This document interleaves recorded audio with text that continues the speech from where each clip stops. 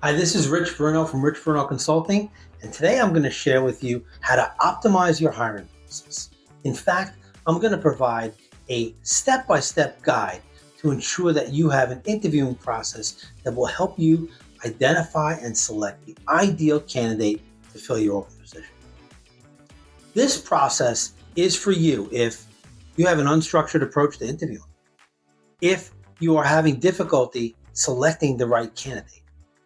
Some hiring managers struggle with delivering constructive feedback and giving that constructive feedback to the deselected candidates in a way that helps them develop going forward.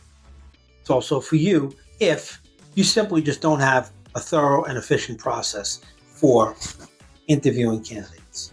All of these reasons and more are reasons why you want to adopt a very thorough and efficient process for interviewing. Here's one of the reasons why this is very important. Retention of good talent in your organization. You want to make sure that you're attracting the right talent, diversity of thought, shared values to build your culture, of course, all the competencies associated with the particular open position to bring in that candidate to help you enhance your organization. Another important reason to put energy into this process is companies receive feedback from candidates, internal candidates, that the process doesn't provide closure to them. Candidates want to know where they stand. If they're not chosen for the position, it's really incumbent on the hiring manager to provide that feedback to the deselected candidates as a tool to help them move forward. Let's face it, a bad hire is very costly. Not to mention the time and effort you put into the screening and interviewing process, selecting an interview team to conduct the interviews, all of that time and effort, as well as selecting the candidate and the onboarding process.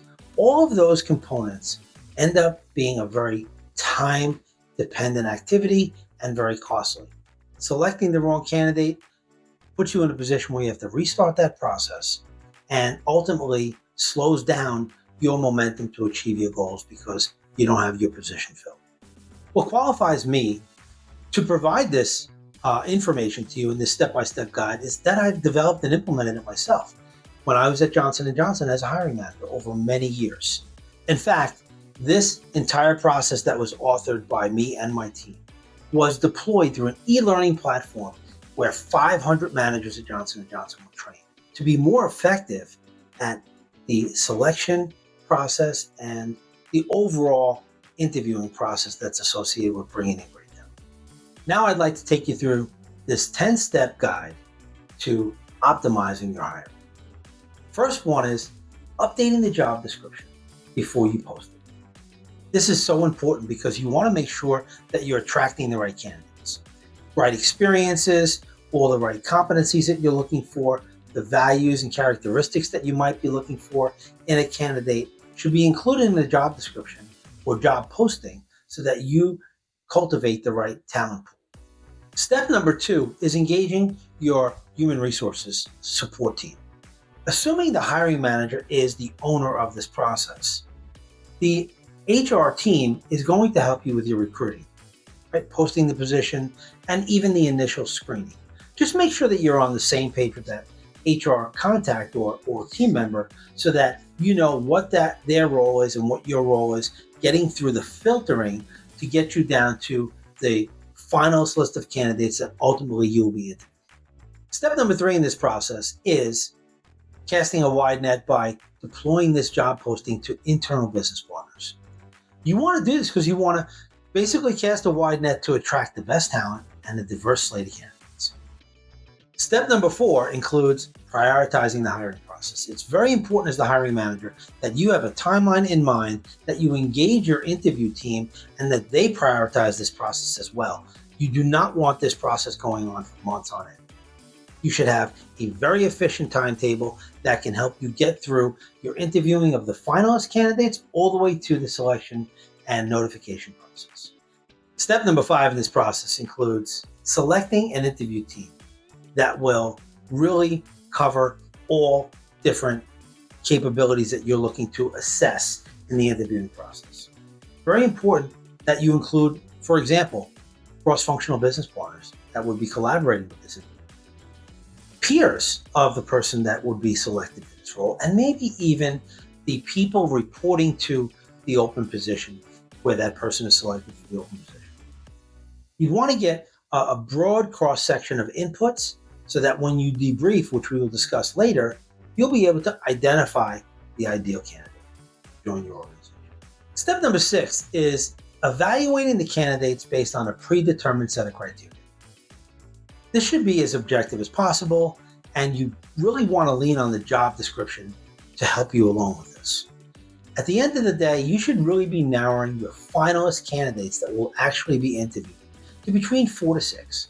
Anything more than that really makes the selection process more complicated, and you should be able to rely on the screening process on the front end with your HR partner to deselect enough candidates where you're getting to the very best smaller pool of candidates that you believe can fill the role that's being sought to fill. Step number 7 is a very important part in the communication process to the candidate.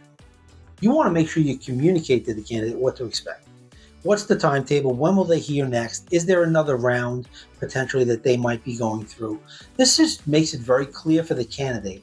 As a candidate myself, I always wanted to know that, and I would ask those questions. But it's very important to provide that information. And if there is a change to the timetable, that you communicate that back to the finalist candidates who are.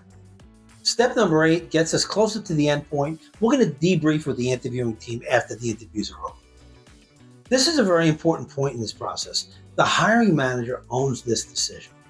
This is not needing to be a unanimous decision. You're going to get inputs from all the stakeholders who conducted the interviews for you based on select criteria, whether it be a functional competency, whether it be leadership, or whatever other different characteristics you're looking for in this individual, and who might be the best fit for your team based on some new talents they might be bringing in that your team may be lacking. So just a couple of examples, but when you're debriefing, you're getting input from your interview team, but ultimately you own the decision-making process.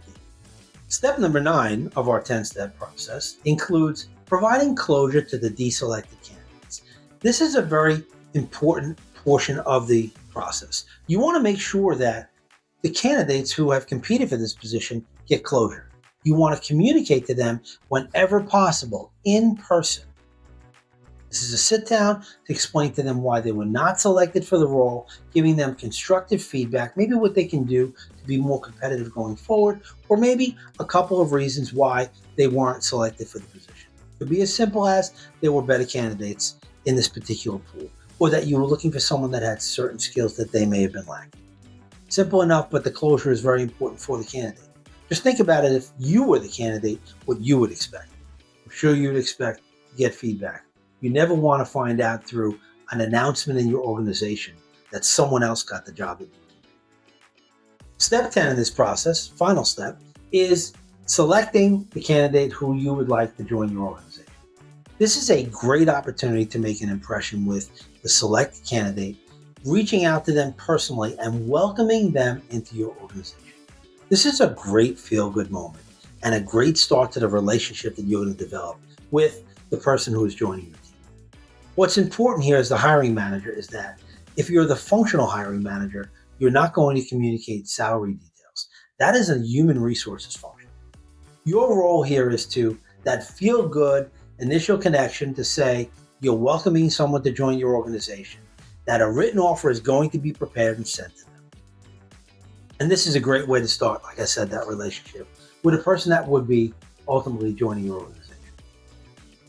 That wraps up a 10-step guide, which is a very efficient yet robust process to ensure you can have the best shot at hiring your ideal candidate. If this is resonating with you, and you would like to discuss it further, go to my website, richbrunoconsulting.com, and click on the free 30-minute Zoom button in the upper right-hand corner. And we can discuss more about maybe some of the challenges you're having or ways that you could be more effective in this process. Thank you.